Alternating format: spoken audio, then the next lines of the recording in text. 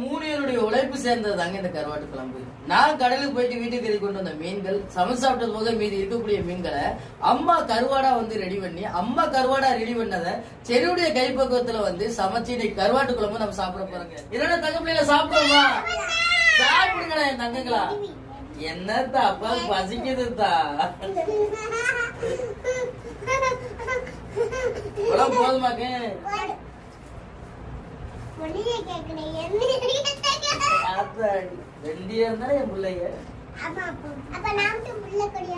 ஆமா 2 பேர் தானே என் பிள்ளைய தங்க பிள்ளைகளா?